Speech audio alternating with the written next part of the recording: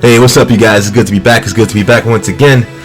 2 days ago, I managed to acquire the platinum for Tekken 8, and I gotta say, that was one hell of a ride, man. As far as difficulty for completion, I'd give it about 2 out of 10, but for satisfaction and enjoyment for the game overall, I give it a solid 10. As a huge Tekken fan, man, I really enjoyed the story from start to finish.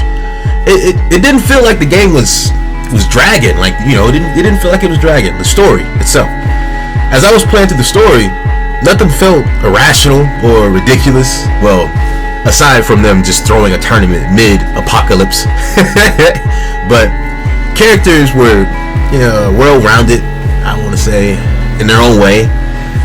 Dialogue was slick and believable. And speaking of dialogue, I really appreciated the fact that they didn't switch the character's language just because, I'm here in the United States and can only understand English. Everyone in the game speaks where they're from. But for the hardest trophy in the game, which I'm sure everyone is basically, here for, it had to be just reaching Vanquisher online. Now that I think about it, I don't think the trophy requires you to reach it in ranked. I would have to reread it. But if you just had to go play offline to reach Vanquisher, that would basically tell you how difficult the trophies would be. But oh crap, my bad. The only reason why I didn't want to do it offline was because my pride would have gotten in the way, knowing I could have got it in ranked mode, which I did. Surpassed actually what you saw in the last, I want to say, a couple of videos back. The highest rank I reached was Garyu with Steve, but I'm working on executing my juggling combos right now and trying to be less predictable. You know how it goes. You know the usual. My main character would be Steve, and secondary is Double Jin. I know somebody was probably expecting me to have a higher rank from a different character, but no, Steve is my highest character. But what I found interesting about the game was it's sort of hub world / lounge. That's kind of like the new gimmicky thing for the game.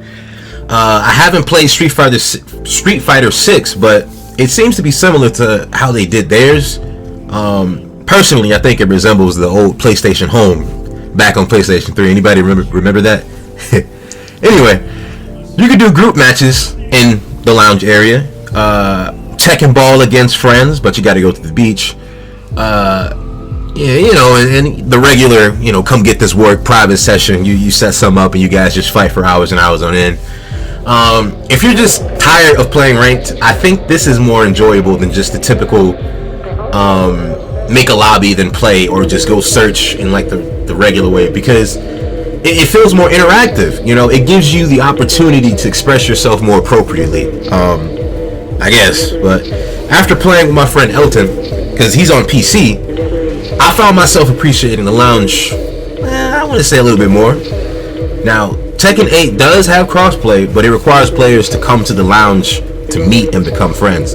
So if he's on Xbox or PC, you guys have to come here to become friends, to keep playing whenever you guys want. You choose a lobby, similar to how Dragon Ball Fighter Z did with theirs when just trying to play online. Yeah, that's basically how that whole matchmaking system goes. I'm trying to think of something that may throw someone off, but it's kind of difficult to find a flaw in this game for me, man, other than like just them balancing out certain moves every now and then. But one thing I can say that might bother longtime Tekken fans are like the character endings and the arcade battle mode being separated.